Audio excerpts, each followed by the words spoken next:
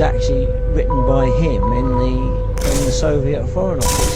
So that will show you the degree of cooperation between Fabians and the Soviet Union, at least the Soviet Union in Stalin's time. But you need to know a little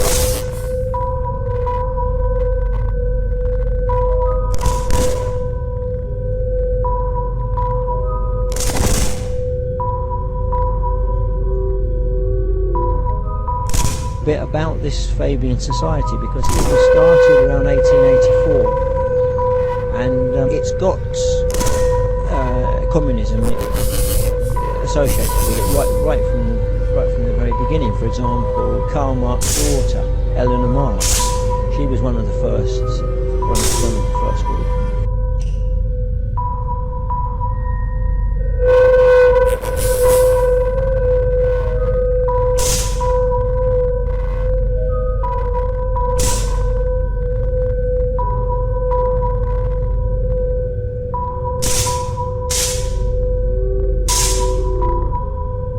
Engels is associated as well.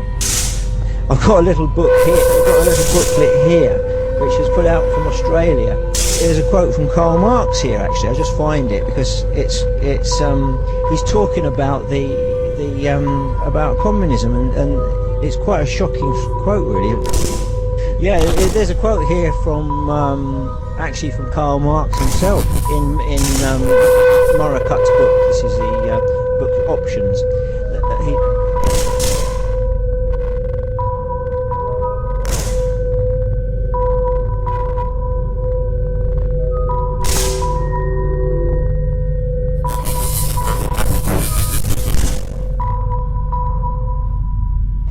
Fabians have carefully told us that Marx was under no illusion about his Das Kapital being rubbish, stuffed with statistics to pad it out. Just before it was published, he wrote a letter to his friend Engels, dated 2nd of April 1858, in which he stated quite frankly, the whole Scheisse, which means shit in German, because it's German, as you know, the whole Scheisse is to be divided into 6 books: 1 capital, 2 landed property, 3 wage labour, 4 state, 5 international trade, and 6 world market.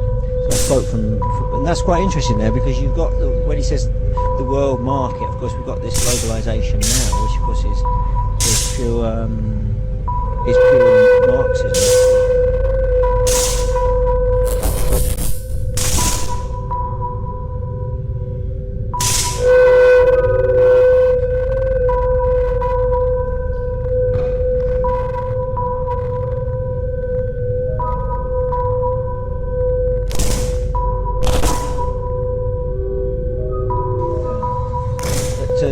To get back to the origin of Fabian society, it's the 2 biggest figures in it are George Bernard Shaw, we're at his house here today, and Sidney Webb. And George Bernard Shaw was an Irish man. He was a playwright, he was an author, he was originally, earlier on, he was a journalist. He was a perfect front man for the Fabian society. He was a public figure. The ladies loved him especially, and very rich ladies and blue stocking type of ladies thought he was.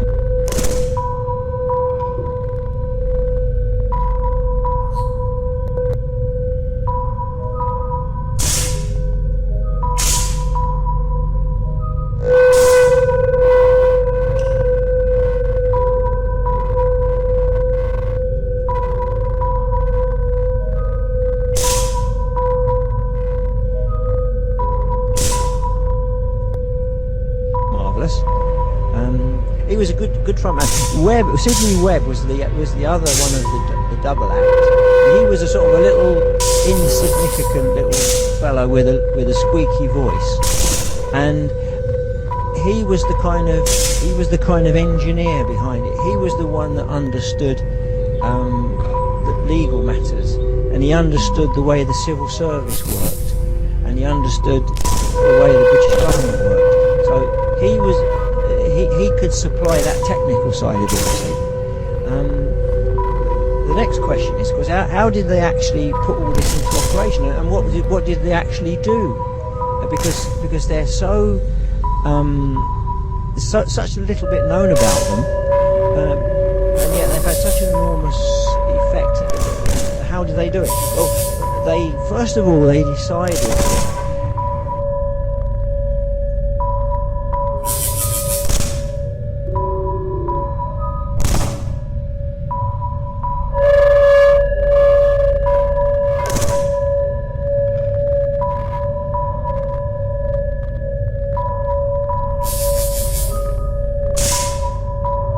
Let's go back to the name, the Fabian Society. The Fabian Society is named after Fabius Cunctator, who was a Roman general. Cunctator means delayer in Latin, and he was the Roman general that was sent out from Rome to hold back Hannibal, to keep Hannibal back from the city of Rome.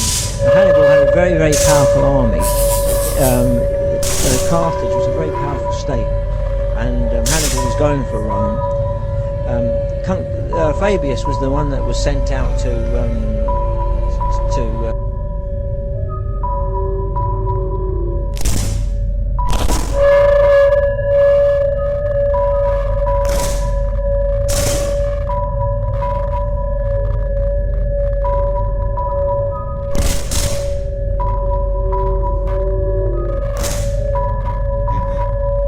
try and hold him back, and he did it in a very unconventional way for the times. He used delaying tactics. He used what would today be called terrorism.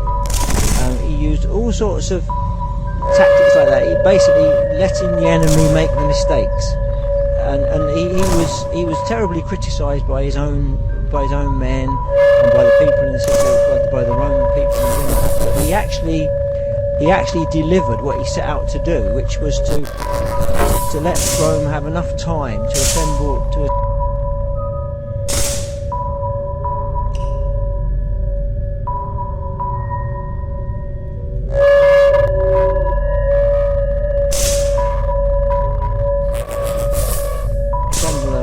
a sufficient army to do battle with Hannibal and to overcome him. See, and after that, of course, the Romans gave him a great deal of acknowledgement, and they were very thankful to him. And then he became dictatorous. But that's where they get the name from, you see. Because at that time, in 1884, not many people, certainly not the common people, would have any knowledge of the classics. So they wouldn't really understand where that name comes from. In the early days, they're basically pushing socialism. This is what they're out to do. Some people say, what's the difference between socialism and communism? Well, there isn't really very much actually, but in fact, the USSR, the name of the USSR, Soviet Union, it was the Union of Soviet Socialist Republics. It wasn't the Union of Communist Republics. It was the Socialist Soviet Republics.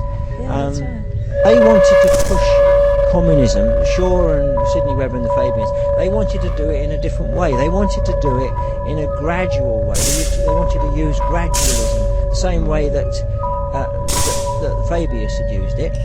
They knew that they couldn't achieve what they wanted straight away. So they thought, well, the only way we can do it is to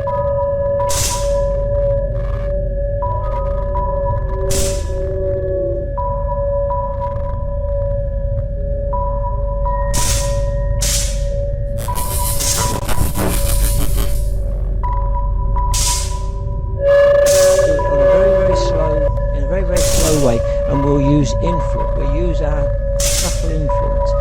They knew how to write articles and so on. But incidentally, in the first few years of the Fabian Society, it's recorded that they were giving 700 public lectures a year.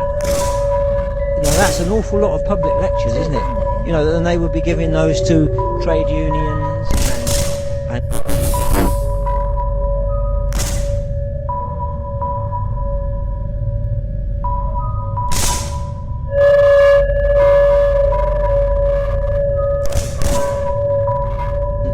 well, really anybody that would listen. Yeah. You see, so that was how that's how they got the thing going. Now, what actually the thing is, what actually motivated them? That's the interesting question. What motivated these guys to do it? You see, and well, not only guys, because there was ladies as well. There was Eleanor Marx, who was the daughter of Karl Marx. Incidentally, 2 of his other daughters committed suicide, the daughters of Marx. So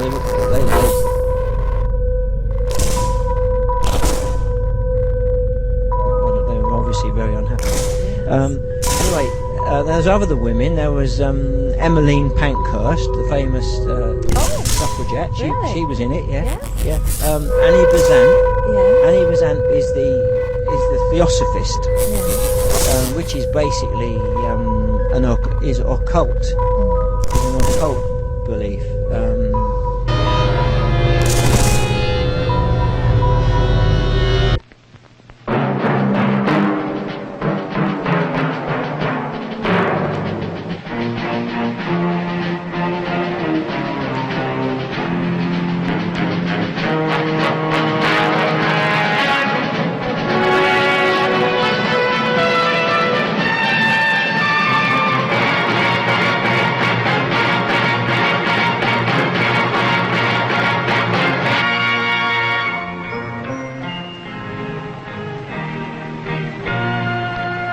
Some people have a deep, abiding respect for the natural beauty that was once this country. And some people don't. People start pollution. People can stop it. Write for Pollution Booklet Box 1771, Radio City Station, New York.